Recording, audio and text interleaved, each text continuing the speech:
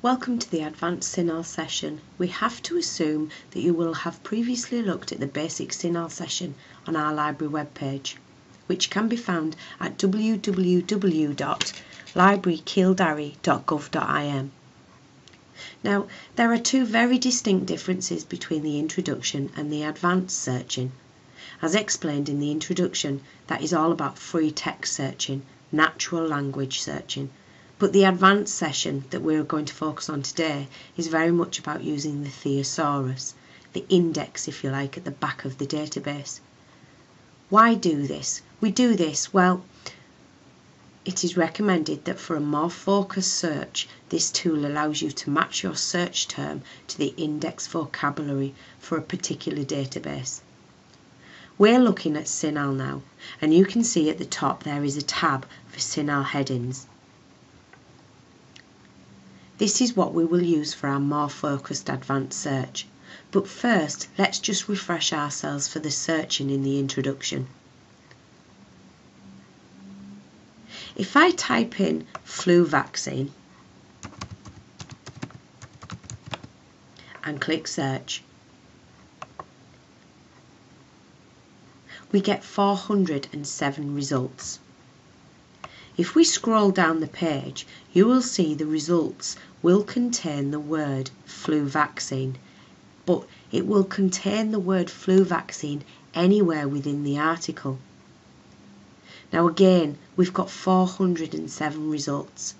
Now we're going to do this same search again, but in a different way using the advanced feature. So now we're going to go to Cinahl Headings.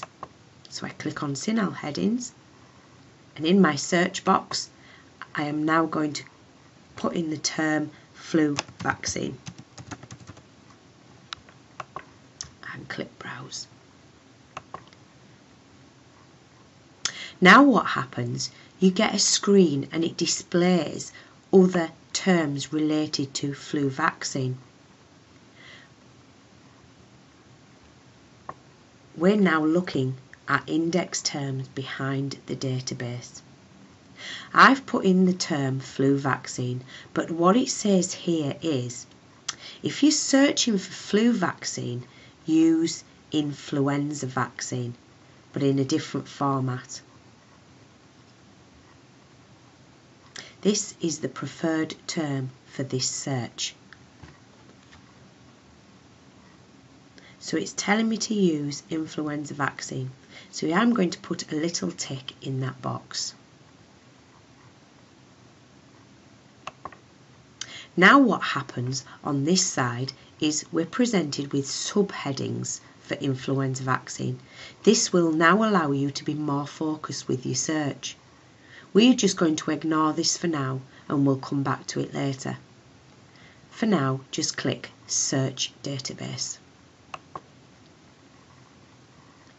Now if you look at your search history results, you will see that you have got very different results for flu vaccine, which is 407 results, and influenza vaccine, which is 5,803.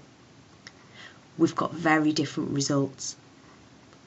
So by searching under influenza vaccine, we've got far more results because these 5,803 have actually been keyworded or described as being about influenza vaccine.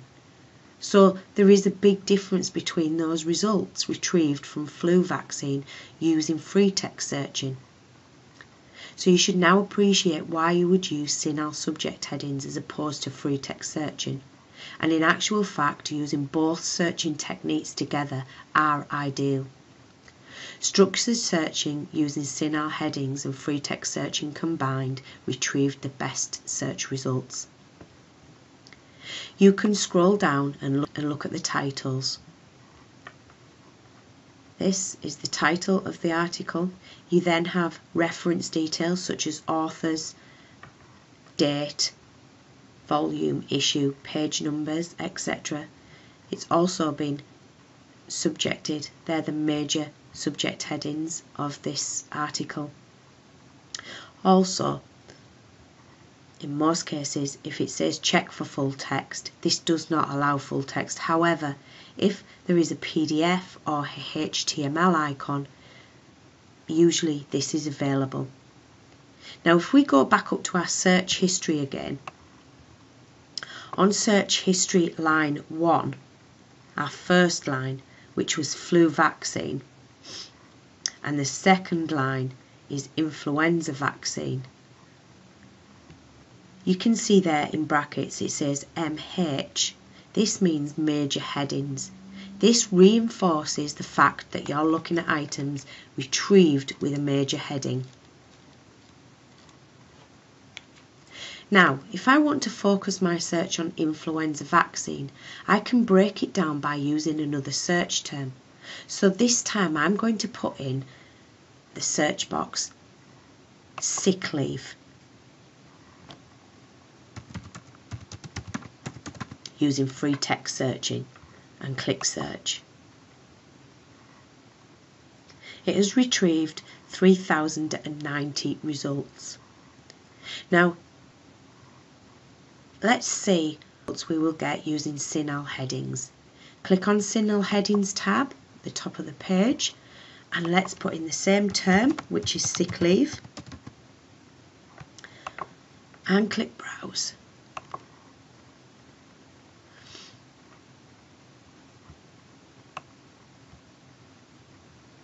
And there is actually a keyword term for sick leave. It's at the top here. So I place a tick in the box, and again it comes up with subheadings, which we will ignore again for now, and we'll click search database. We've now retrieved 2,615 hits. Now, in actual fact, this is less results than sick leave search using free text searching. And the reason being this time is because when we look at sick leave as an index term, this means that these articles are actually about sick leave, which are 2,615. When we just use natural language, it actually gives you the word sick leave in the results, but not necessarily about sick leave, and that's why sometimes it's good to do keyword searching like this. Now, if we want to combine these two together, because I want articles that are about influenza vaccine and its effects on sick leave, I'm going to combine the two search terms together using Boolean Logic that we mentioned in the introduction to searching, and I'm going to search with the Boolean operator AND.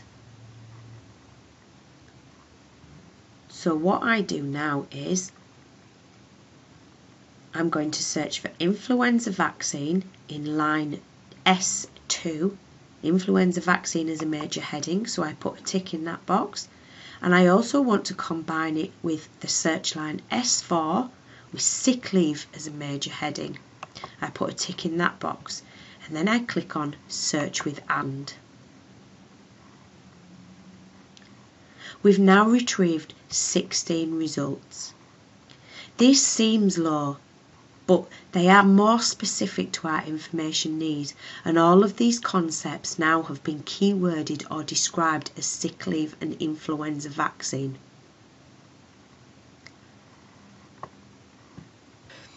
Now let's revisit our earlier search on flu vaccine, but this time we're going to apply subheadings because this is a simpler way of being able to limit our search here and now. So we're going to go back to Cinahl Headings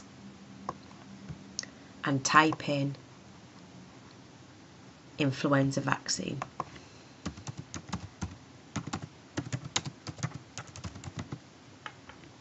And click browse.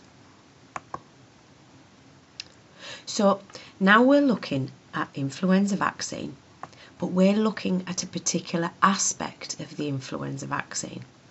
So let's say we're going to look at the adverse effects. So if I put a tick in the preferred search term of influenza vaccine, our subheadings then come up and appear, and we're going to choose adverse effects.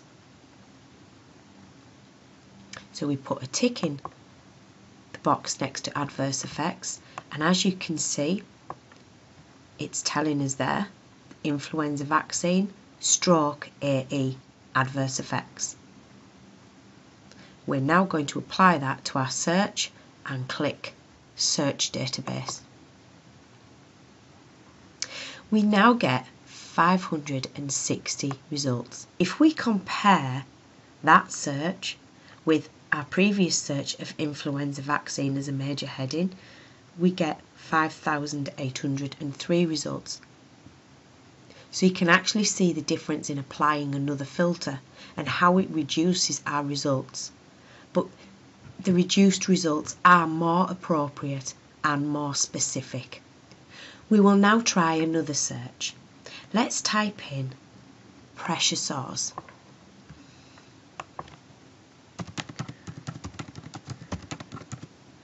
And click Search.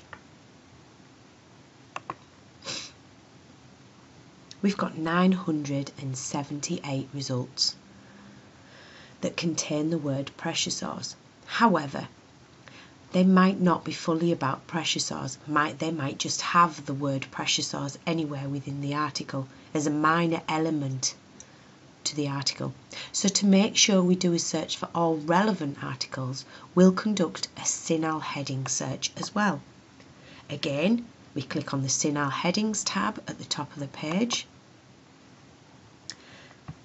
and input our term, which is pressure sores, and click Browse. Now, what Cinahl has given us is for pressure sores, it's telling us to use pressure ulcer. So that is the preferred term. So what we do is we put a tick in the preferred term, which is pressure ulcer. And now again we're presented with the subheadings, where we can limit straight away. Now there are lots of subheadings that we can apply to our pressure ulcer search. Let's click on prevention and control. So we pop a tick in the box there, and as previously shown, we've now got pressure ulcer, stroke, prevention and control. We now click Search Database. We've now retrieved 4,157 results, which are now about pressure ulcer, prevention and control. And this is obviously a more focused search. So it is essential, if you want to do a thorough literature search, that you use these index terms, you use the Cinahl headings. If you then feel that these results are still too much to look through, you can then use other fields to limit the search further. To do this, and do exactly as we did on the introduction to literature searching. For example, you can limit the search by date by using the date slider bar. What we'll do is we'll limit our search results to 2006 to 2014. We've now reduced our results to 2,165. You can also apply further limits here, such as major subject headings, publication types, age and gender, and also geographic areas.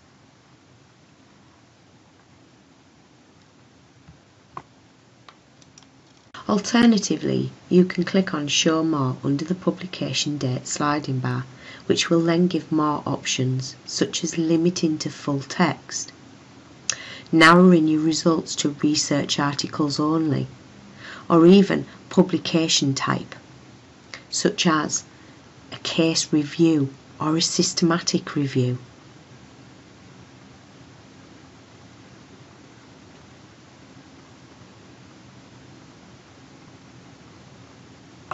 Always keep looking at your search history box, because this will keep you focused on what it is you're searching for.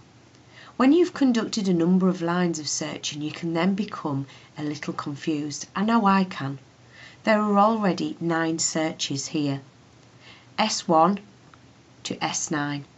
So to keep a track on where you're up to, just revisit each line. I always say each line tells its own story, and basically if you look at line 5, S5, that was made up of S2 and S4. Now if I go back, I searched S2, which is influenza vaccine, and S4, which is sick leave, and then it gave me S5 results. Sounds a bit complicated, but when you actually sit and focus on your search history, you will see where you're up to. In order to save this search history, you would have to be signed in to Cinahl and to save the search and give it a title. If the electric goes off, or if you just log off, your search will be lost and you would then have to conduct it again. Details of how to export certain hits and results can be found on the Introduction to Literature Searching using Cinahl via EBSCO. This was an advanced literature search using Cinahl via EBSCO. Thank you very much.